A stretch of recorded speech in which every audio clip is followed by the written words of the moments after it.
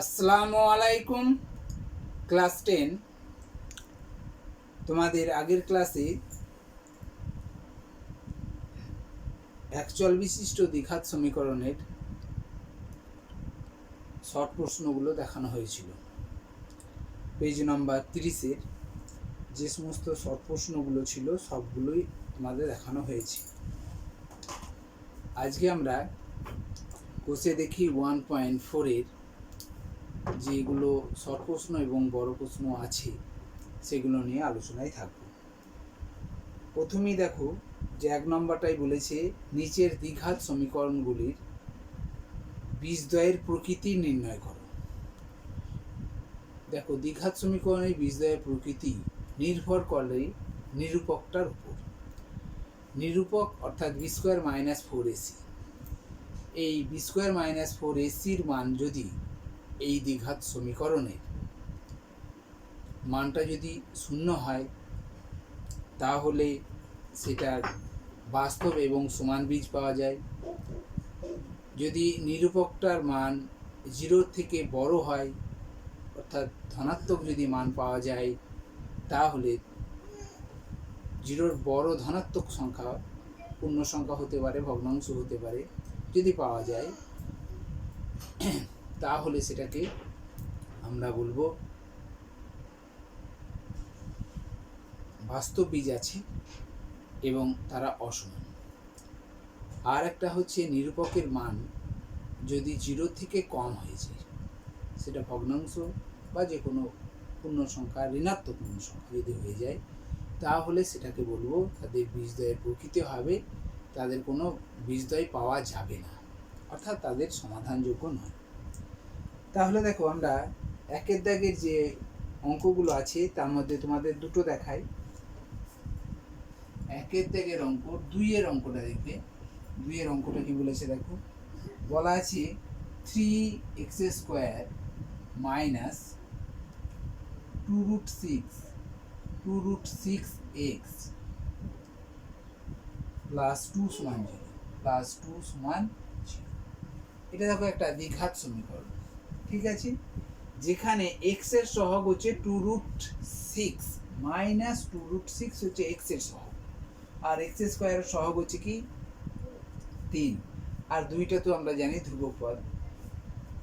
তো অর্থাৎ এখানে যদি আমরা এটাকে যদি ax² plus bx plus c এই সমীকরণের আকারে যদি প্রকাশ করতে চাই তাহলে দেখো a সমান কত আছে, a সমান আছে 3, b সমান কত আছে, দেখো b এর জায়গায় এইটা বসে আছে, মাইনাস অবশ্যই দেবে 2√6 মাইনাস 2√6, আর c সমান ধ্রুবক পদ 2 আছে, ঠিক আছে।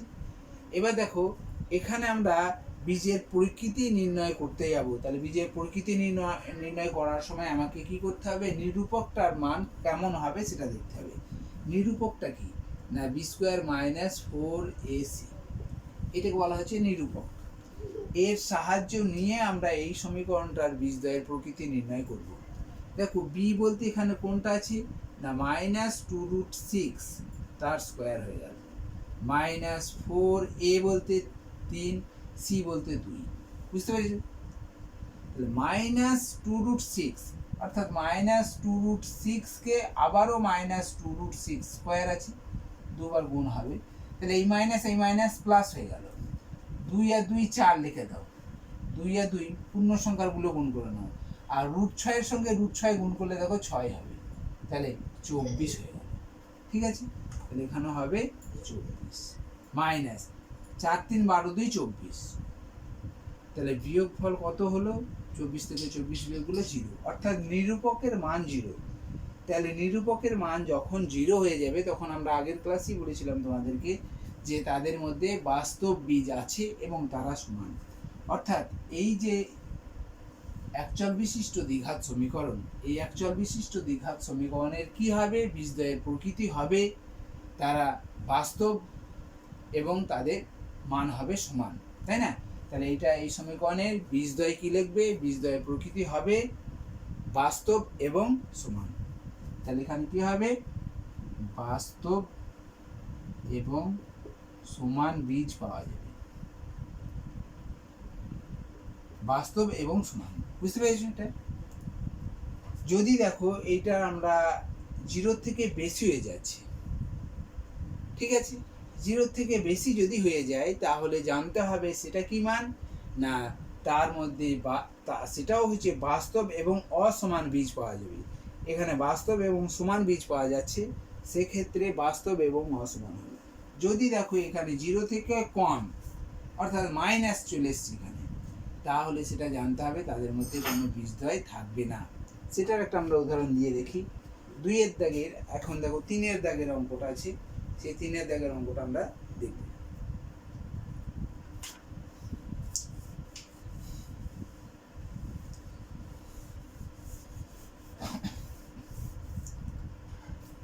তিনেরটা দেখো, 3-এর কি বলেছে 2x square minus 7x plus 9 সমান 0। এটাও একটা দেখো দ্বিঘাত সমীকরণের একটা রূপ, দ্বিঘাত সমীকরণ এটা। তো এই দ্বিঘাত সমীকরণটাকে যদি আমরা ax square plus bx plus c এটাকে দিয়ে যদি বিচার করি, তাহলে এখানে a সমান কত হবে, a সমান হবে দেখো 2, b সমান কত হবে -7, bটা হচ্ছে এইটা, আর c সমান কত আছে 9। এখন আমরা নিরূপক দিয়ে বিচার করব, এটা minus B square minus 4ac এই নিরূপক দিয়ে বিচার করে দেখব যে এর বাস্তব বীজ আছে না নেই সেটা দেখব। বাস্তব বীজ যদি থাকে তাহলে তার সেটা সমান হবে না অসমান হবে সেটা দেখব, আর বাস্তব বীজ থাকবে না সেটাও দেখব। তাহলে সম্পূর্ণ নির্ভর করছে এই নিরূপকটার উপর। তাহলে বি স্কোয়ার মানে হচ্ছে -7 তার স্কোয়ার মাইনাস 4 ইন্টু এ বলতে 2, সি বলতে 9, তাই না? তাহলে -7 স্কোয়ার মানে হচ্ছে -7 ইন্টু -7, তার মানে 49। অর্থাৎ যে কোনো ঋণাত্মক সংখ্যার বর্গ করলে আমরা কি পাবো, ধনাত্মক মান পাবো। বুঝতে পেরেছো? 7 স্কোয়ার এমনি 49, আর ঋণাত্মকের স্কোয়ার করা মানে ধনাত্মক হয়ে যায়। -4 2 8 8 9 72, দেখো 4 2 8 8 9 72, তাহলে 49 আর -72 হচ্ছে, তাহলে কত হবে এখানে দেখো 23 মতো। তাহলে 72 থেকে 49 বিয়োগ করে দেবে 5 3, ঠিক আছে? তাহলে -23, যেহেতু 72টা বড় সংখ্যা তার চিহ্নটা বসে যাবে। তাহলে দেখো এখানে ঋণাত্মক মান পাওয়া গেল, আর ঋণাত্মক মান পাওয়া গেলে আমরা কি লিখবো, এদের মধ্যে বাস্তব বীজ নেই। তাহলে এই সমীকরণটার বাস্তব বীজ নেই, অর্থাৎ এটার সমাধান করা সম্ভব নয়, সমাধানযোগ্য নয়। ঠিক আছে? তাহলে বুঝতে পেরেছো এটা? এবার দেখো এবার 2-এর দাগের অঙ্কে আসছি। তাহলে এটা আমরা 1-এর দাগে শিখলাম কি না, সেটা হচ্ছে বীজের প্রকৃতিটা কেমন হবে। বীজের প্রকৃতি 3 রকমের হয়। একটা হচ্ছে বাস্তব বীজ তার আছে এবং তারা সমান হবে, বাস্তব বীজ তাদের আছে তারা অসমান হবে, এবং আরেকটা হচ্ছে তাদের মধ্যে কোনো বাস্তব বীজ থাকবে না। বুঝতে পেরেছো? এবার দেখো 2-এর দাগের একটা অঙ্ক দেখাই তোমাদের। বলেছে কে এর কোন মান বা মানগুলির জন্য নিচের প্রতিটি দ্বিঘাত সমীকরণের বাস্তব বীজ পাবো এবং তারা সমান হবে, তাহলে কে এর মান কত হবে, তাই না? তাহলে দেখো বাস্তব বীজ আছে এবং তারা সমান বলেছে, তাহলে নিরূপকটা আমরা লিখতে পারি কি, বি স্কোয়ার মাইনাস 4ac সমান 0 হতেই হবে, তবেই তারা বাস্তব বীজ হবে, তাই না? তাহলে আমরা একটা সমীকরণ এখানে দেখি, দেখবে 2-এর অঙ্কটা দেখাই যে 3x square minus 5x plus 2k সমান 0, এটা একটা দ্বিঘাত সমীকরণ, তাই না? তাহলে এই দ্বিঘাত সমীকরণটাকে যদি আমরা ax square plus bx plus c সমান 0 সঙ্গে তুলনা করি, তাহলে আমরা দেখতে পাবো যে এখানে a সমান 3, b সমান -5, আর c সমান কিন্তু এইটাকে বলা হয় ধ্রুবক পদ, c সমান 2 লেখা যাবে না, 2k লিখতে হবে, 2k। বুঝতে পেরেছো? এটা 2k, এখানে 2k x থাকতে পারে, 2k x থাকলে তখন কিন্তু 2k টা b এর মান হবে, -2k টা হচ্ছে তখন b এর মান হয়ে যাবে, থাকতে পারে সেরকম। সেটা তোমাকে দেখতে হবে। তাহলে অ্যাকচুয়ালি এটা নিয়ম হচ্ছে এক্স এর যেটা সহগ সেটাই হচ্ছে বি এর মান, এক্স স্কোয়ারের যেটা সহগ সেটাকে বলা হচ্ছে এ এর মান, আর সিটা হচ্ছে ধ্রুবক। বুঝতে পেরেছো?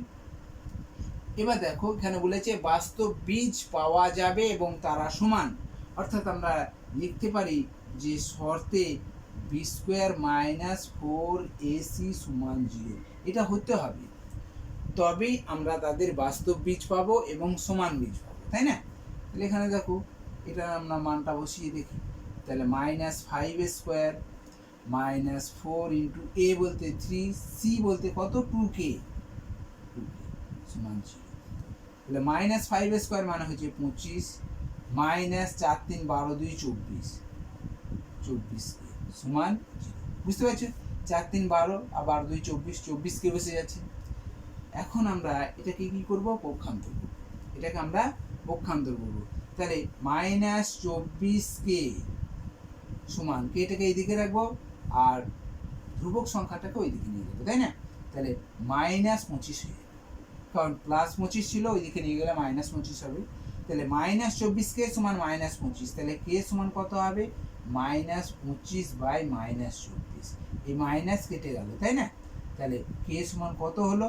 কে সমান 25 বাই 24। যদি এই সমীকরণটায় এই জায়গায় যদি 25 বাই 24, কে এর মান হচ্ছে 25 বাই 24 যদি বসাই, তাহলে যে সমীকরণটা পাবো সেই সমীকরণটি দ্বিঘাত সমীকরণটির কি হবে? বীজদ্বয়ের প্রকৃতিটি বলে যে বাস্তব এবং সমান বীজ পাওয়া যাবে। ঠিক আছে? এবার আরেকটা দেখাই, একটু বড় দেখে দেখাই। এরপর দেখবে একবারে 6-এর দাগের অঙ্কটাই আসি, এটা বুঝতে পেরেছো নিশ্চয়ই। এবার দেখো 6-এর দাগের যে অঙ্কটা আছে সেটা একটু দেখি। 6 দেখো বলেছে 3k প্লাস 1, 3k প্লাস 1 তার whole square X square, sorry 3k plus 1 into X square plus 2 into k plus 1, k plus 1 into X plus k সমান 0, এটা দিয়ে আছে। এটাও একটা দ্বিঘাত সমীকরণ। সেই দ্বিঘাত সমীকরণটির কে এর মান কত হলে এখানে যে বাস্তব বীজ পাবো সেখানে সমান দেখানো হবে। তাহলে এখানেও দেখা যাবে যে এখানে এ সমান কোনটা? এ সমান এক্স স্কোয়ারের সহগটা, অর্থাৎ 3k প্লাস 1। এ সমান বি সমান কত না, এইটাকে বলা হচ্ছে বি এর সহগ। তাহলে 2 দিয়ে গুণ করলে কি হবে? 2k প্লাস 2, একবারে গুণ করে দিলাম 2k প্লাস 2, ঠিক আছে? আর সি সমান কত হবে? কে। সি এর মানটা কি আছে? কে আছে। বুঝতে পারলে? এখানে দেখো শর্তে লিখতে পারি আগের মতোই যে বি স্কোয়ার মাইনাস 4ac সমান 0 হতে হবে, তবেই এদের বাস্তব বীজ পাবো এবং তারা সমান পাবো, তাই না? তাহলে বি এর মানটা কত আছে দেখো এইখানটা 2k প্লাস 2 তার whole square minus 4 into A বলতে কোনটা? এইটা। তাহলে 3k প্লাস 1 এটা হচ্ছে এ, ইন্টু সি বলতে কোনটা? কে সমান 0। বুঝতে পেরেছি? এবার এটা স্কোয়ার মানে কি? A square plus 2ab plus B square. A square বলতে কোনটাকে? 2k তার হোল স্কোয়ার, তার মানে হচ্ছে 4k স্কোয়ার। বুঝতে পারছো? 4k square plus 2ab, 2 into এইটা গণিত এইটা, তাহলে 2 2 4, 4 2 8, 8k প্লাস বি স্কোয়ার মানে 2 স্কোয়ার মানে 4। বুঝতে পেরেছো? একবারে গুণ করে দিলাম মাইনাস 4 3 12k, 12k মাইনাস 4 1 4, আবার কে গুণ ছিল একবারে গুণ করে দিই, তাই না? দেখো 4 3 12 আর কে এর সঙ্গে এই কে গুণ করলে 12k স্কোয়ার, 4 1 4 মাইনাস বসে গেল, প্লাসে মাইনাসে মাইনাস বসলো, 4 1 4k সমান 0 হয়েছে। দেখো 12k স্কোয়ার আর এখানে 4k স্কোয়ার, এটা সদৃশ্য পদ, তাহলে মাইনাস 8k স্কোয়ার এতে যোগ হয়ে যাচ্ছে, তাই না? প্লাস 8k আর মাইনাস 4k এতে যোগফল কত হবে? Plus 4k। তারপর দেখো প্লাস 4 আছে, প্লাস 4 সমান 0। তাহলে প্রত্যেককেই আমরা এখন দেখো 4 দিয়ে ভাগ করতে পারছি, এটাকে 4 দিয়ে, এটাকে 4 দিয়ে, এটাকে 4 দিয়ে। যদি তুমি -4 দিয়ে ভাগ করো তাহলে আরো ভালো হবে। তাহলে -4 দিয়ে সবাইকে আমরা ভাগ করতে পারবো, তাই না?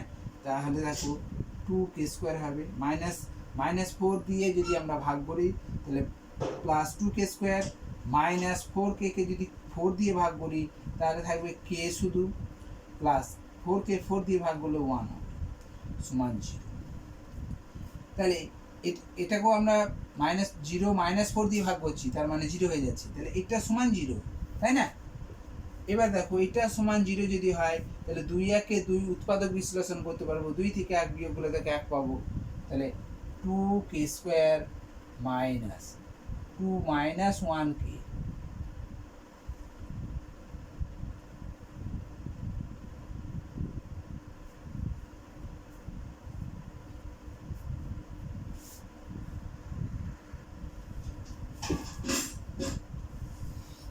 সরি, এই জায়গা মাইনাস দিয়ে গুণ করছি, তাহলে প্লাসের এখানে মাইনাস হলো, এটাও প্লাস আছে, এটাও মাইনাস হলো, ঠিক আছে?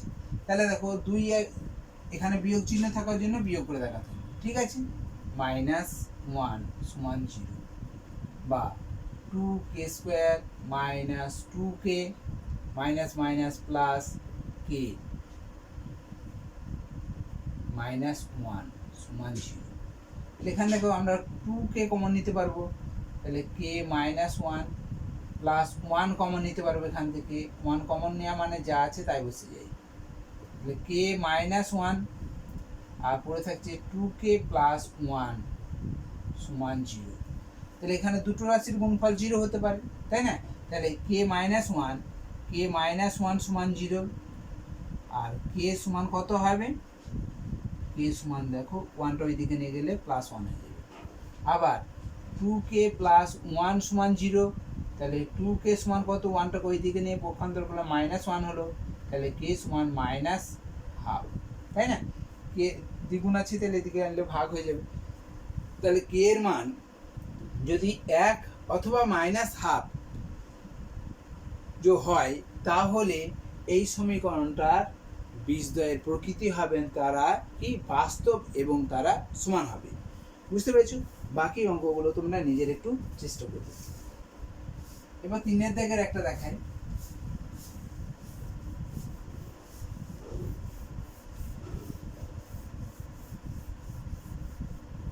তিনের দাগে দেখো প্রদত্ত বীজদ্বয় দ্বারা দ্বিঘাত সমীকরণ গঠন করো। দেখো দ্বিঘাত সমীকরণ গঠন করা 3 দাগের একটা দেখাই। 3 দাগের আমরা 4 দেখাই। 4 বীজদ্বয় আছে একটা 5 আর একটা -3। এই দুটো বীজদ্বয় থাকার ফলে আমাদেরকে কি করতে হবে? তাদের সমীকরণটা নির্ণয় করতে হবে। দেখো বীজদ্বয়ের সমীকরণ যদি দেয়া থাকে, বীজদ্বয় যদি দেয়া থাকে তাহলে তার সমীকরণটা কেমন হবে? না, সমীকরণ হয়, সমীকরণটা লিখবে যে x² মাইনাস বীজদ্বয়ের সমষ্টি, বীজদ্বয়ের সমষ্টি ইন্টু x, ঠিক আছে, প্লাস বীজদ্বয়ের গুণফল, বীজদ্বয়ের গুণফল সমান এটা ছিল। এটা হচ্ছে একটি দ্বিঘাত সমীকরণের সূত্র। কিভাবে বীজদ্বয় দেওয়া থাকলে তার সমীকরণটা কেমন হবে সেটা নির্ণয়ের সূত্র। দেখো বীজদ্বয় কি কি দিয়ে আছে? 5 আর 3, 5 আর -3, ঠিক আছে? তাহলে প্রথমে বীজদ্বয়ের সমষ্টি, তাহলে এইটার সঙ্গে এইটার সমষ্টি কত হবে? এখানে লিখে নিতে পারো 5 + 5 আর -3 এর সমষ্টি কত হবে? 2, তাই না? +5 এর সঙ্গে -3 যোগ করলে কত হবে? 2 হয়ে যাবে। আর তাহলে সমষ্টিটা হলো কত? এটা হচ্ছে সমষ্টিটা, তাই তো? হ্যাঁ, আর গুণফলটা 5 - 3 সমান -15, এটা হচ্ছে গুণফল। তো তুমি পাশে এরকম ভাবে করে নিতে পারো বীজদ্বয়ের সমষ্টি কত আর গুণফল কত। এবার আমরা এখানে সমীকরণটায় বসাবো, তাহলে x² বসে গেল মাইনাস, দেখো বীজদ্বয়ের সমষ্টি, বীজদ্বয়ের সমষ্টি কোনটা দিয়ে আছে? 2, তাহলে 2x ইন্টু এক্স, টুটা ব্র্যাকেটের মধ্যে দেবে, কারণ কখনো কখনো মাইনাস হতে পারে, সমস্যাটা মাইনাস হয়ে যেতে পারে, তাহলে ব্র্যাকেট দেওয়াটা ভালো হবে। ঠিক আছে, বুঝতে পেরেছি? প্লাস বীজদ্বয়ের গুণফল, বীজদ্বয়ের গুণফলটা কত হচ্ছে দেখো, -15, -15 ব্র্যাকেটের মধ্যে দেবে, হয়েছে, সমান 0। তাহলে দেখো এক্স স্কোয়ার মাইনাস 2x, এখন প্লাসে মাইনাসে -15 সমান 0। বুঝতে পেরেছো? এটা বুঝতে পারলে এটা জিনিসটা? ধরো এখানে -3, এটা বুঝতে পেরেছো তো? এরপরে দেখো এখানে মাইনাস আছে, এখানেও মাইনাস আছে, তাহলে এখানে -3, -5 আর -3 এর যোগফল -8। বুঝতে পারছো? আর -5 আর -3 এর গুণফল +15, এই দুটো সমষ্টির গুণফল করলাম। তাহলে সমীকরণটা কেমন হবে? এই জায়গায় বীজদ্বয়ের সমষ্টিটা কত হলো? -8। সেই জন্য ব্র্যাকেট দিতে বলছি, আরেকটা লাইন বেশি হোক না, এটা প্লাস, প্লাসের জন্য প্লাস বসছে, আর এখানে দেখো এখানে কোনো চিহ্ন নেই, মাইনাস মাইনাস প্লাস হয়ে যাচ্ছে, তাহলে এখানে কোনো চিহ্ন নেই, চিহ্ন দেবে না, তাহলে সমীকরণটা দেখুন মাইনাস আর এখানে -8x হয়ে যাবে, তাই না? এই মাইনাস প্লাস 8x, দেখো প্লাস, এখানে কোনো চিহ্ন নাই, তাহলে প্লাসই বসে যাবে, আর কোনোই হবে। বুঝতে পেরেছো জিনিসটা? হয়েছে?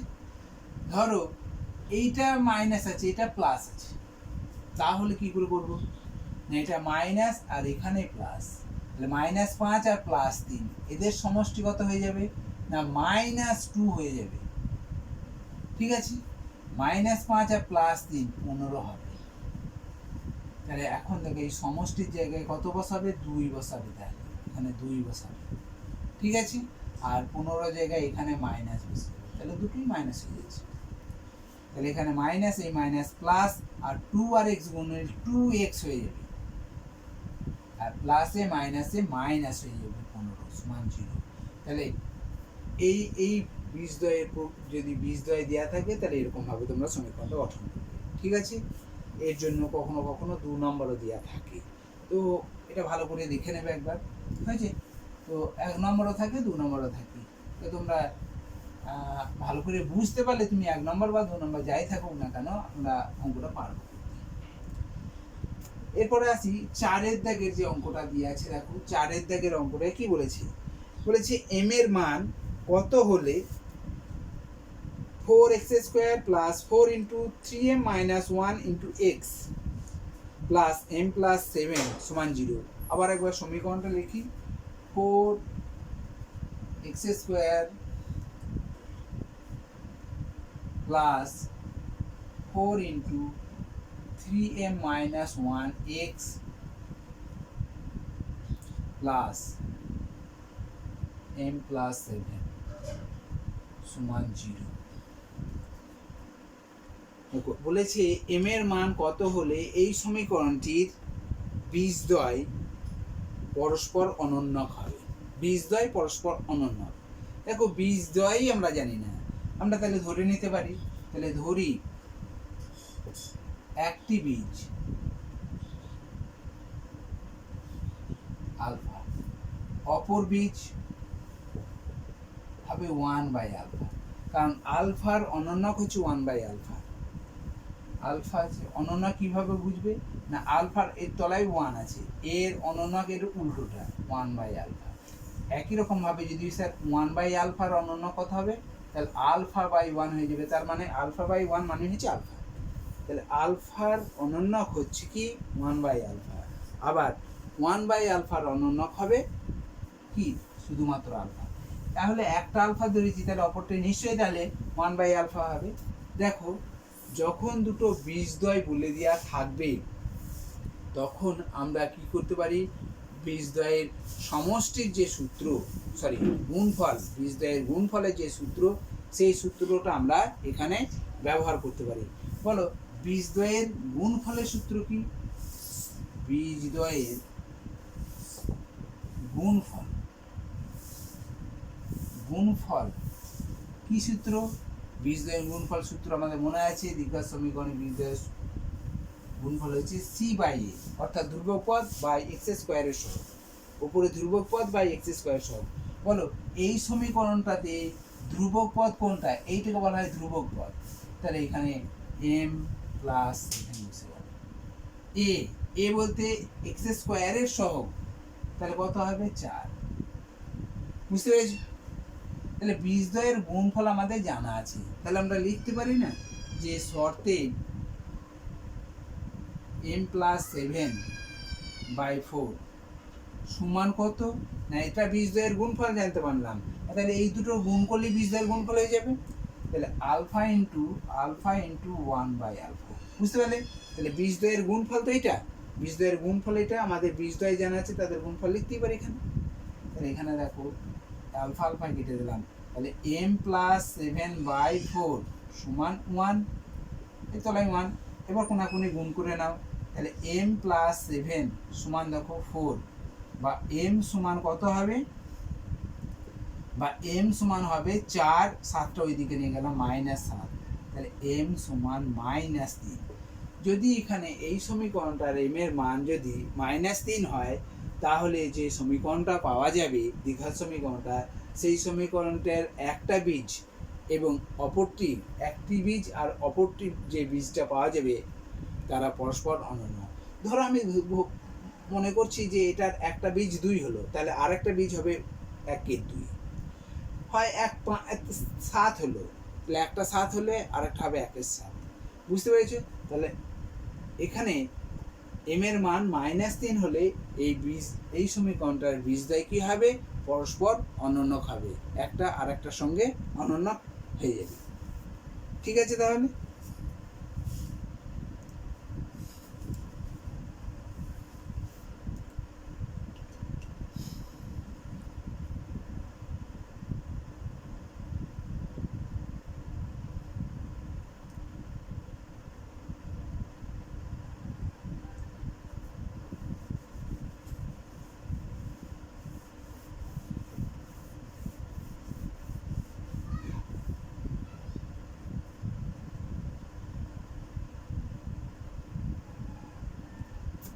দেখো এরপর হচ্ছে 5, 6, 7 মানে সামনের ক্লাসে আলোচনা করব।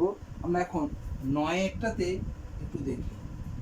আমরা সামনের ক্লাসটাতে 5, 6, 7, 10, 11 এগুলো নিয়ে আলোচনায় থাকবো। এখন আজকে 9-এর অঙ্কটা দেখাই, যে ax স্কোয়ার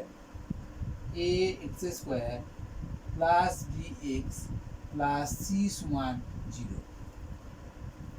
এই সমীকরণের একটা বীজ অপরটির দ্বিগুণ। দেখো একটার সঙ্গে একটা সম্পর্ক থাকবে অঙ্কগুলো। আগেটা যেমন দেখালাম সেই রকম ধরনের আবার একটা দেখাচ্ছি, তারপর আমরা আবার অন্য অঙ্কে ফিরে যাব। ax square plus bx plus c সমান 0, এটা দ্বিঘাত সমীকরণের রূপ একটা। তো এই সমীকরণটাতে মানে এই সমীকরণটার একটি বীজ অপরটির দ্বিগুণ। ধরি একটি বীজ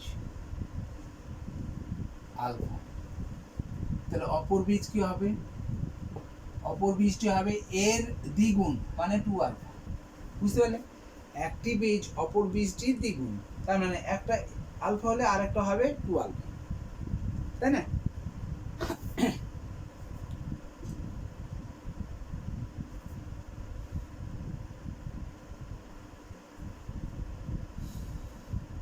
এবার দেখো বীজদ্বয়ের গুণফল।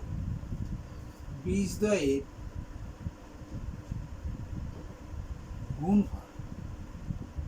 গুণফলের সূত্র কি না, এই দুটো গুণফলের সূত্র মানে হচ্ছে c/a, তাই না? তাহলে c/a মানে কত? c সমান কত? এখানে দেখো c সমান c আছে আর a সমান a আছে, কিছুই লিখতে হলো না। এই সমীকরণটার ধ্রুবক পদ c আর x স্কয়ার সহগ a, তাহলে আমরা এটা বসিয়ে দিলাম। বীজদ্বয়ের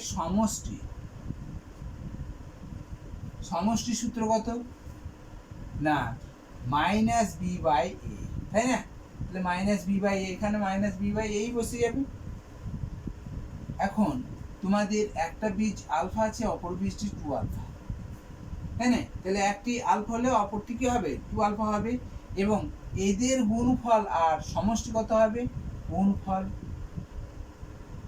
গুণফল কত হবে? বীজদ্বয়ের গুণফল কত হবে? আলফা ইন্টু 2α সমান 2α²। আর সমষ্টিটা কত হবে আলফা প্লাস 2 আলফা সমান দেখো 3 আলফা। বুঝতে পারলে? তাহলে এই দুটোর বীজদ্বয়ের গুণফল, এটা বীজদ্বয়ের গুণফল, বীজদ্বয়ের সমষ্টি, বীজদ্বয়ের গুণফল এবং বীজদ্বয়ের সমষ্টিটা এটা পেলাম। তাহলে আমরা লিখতে পারি না যে শর্তে এইটা সমান, শর্তে সি বাই এ সমান কত হবে, গুণফলটা কত সূত্র আছে 2 আলফা স্কয়ার, 2 আলফা স্কয়ার। ঠিক আছে? আর সমষ্টি সূত্র মাইনাস বি বাই এ সমান 3 আলফা। বুঝতে পারলি? জিনিসটা বুঝতে পেরেছো? এবার দেখো আমরা শুধু আলফার মানটা এখানে বসাতে যাইব। তাহলে আলফা কত হবে মাইনাস বি বাই 3a সমান আলফা। কারণ আলফার সঙ্গে 3 গুণ আছে, তাহলে এটাকে এইদিকে নিয়ে এলে 3 ভাগ হয়ে যাবে, আর এই ভাগটা 3 এ দিয়ে গুণ হয়ে যাচ্ছে। তাহলে মাইনাস বি বাই 3a আলফার মান, এই আলফার মানটা এখানে বসিয়ে দেবো। তাহলে সি বাই এ সমান 2 আলফা স্কোয়ার। 2 আলফা বলতে কোনটা, এইটা হচ্ছে আলফা। তাহলে এই আলফার স্কোয়ার আছে, তার মানে হচ্ছে মাইনাস বি বাই 3a তার স্কোয়ার। বুঝতে পারছি? সমান সি বাই এ সমান, এটা দিয়ে গুণ করলে কত হবে দেখো, 2টা রেখে দেওয়া, কারণ এটা স্কোয়ার মানে হচ্ছে বি স্কোয়ার, একবারে গুণ করে দিই। তাহলে 2b স্কোয়ার উপরে হয়ে গেল, আর 9c স্কোয়ার হয়েছে। দেখো এটা স্কোয়ার মানে কি প্লাস বি স্কোয়ার, আর 2 দিয়ে গুণ করলে 2b স্কোয়ার, আর তলায় দেখো 3a তার স্কোয়ার মানে হচ্ছে 9a স্কোয়ার। এখন দেখো আমরা এইটার সঙ্গে এটা যদি আমরা একটু কাটাকাটি করে নিই, তাহলে এখানে এ একটা কাটলে দেখো 9a হয়ে যাবে, 9a। এখন এইটার সঙ্গে এটা গুণ করলাম, তাহলে 9ac, 9a আছে আর c গুণ করলে 9ac সমান 2b স্কোয়ার। বুঝতে পারলে? 9ac সমান 2b স্কোয়ার, যেটা এখানে আমাকে প্রমাণ করতে বলেছে 2b স্কোয়ার সমান 9ac। তাহলে এখানে আমরা প্রমাণিত লিখে দিই। ঠিক আছে? কিন্তু তুমি এখান থেকে অঙ্কটা বার করতে পারো। আলফার স্কোয়ার যদি একটা হয়, তাহলে স্যার আলফার সমান তো √, এরকম হবে একটা, দিয়ে এখানে যদি বসাই তাহলে একটু জটিলতম হবে অঙ্কটা। সেখানে সেই জন্য তোমরা এখানে যেটা আলফার স্কোয়ার আছে সেই জায়গাতে মানটা বসাবে। এখানে আলফার মান কত হলো সেটা বার করে নেবে, সেই মানটা এখানে এসে বসাবে। ঠিক আছে? তাহলে তোমার সুবিধা পাবে অনেকটা। বুঝতে পেরেছো? তাহলে আমরা দেখো আজকে এই অঙ্কগুলো নিয়ে আলোচনায় থাকলাম। সামনের ক্লাসে আমরা আরও এখানে যে বড় প্রশ্নগুলো হয় সেগুলো নিয়ে আলোচনায় থাকবো। আজকে এই পর্যন্তই। আসসালামু আলাইকুম।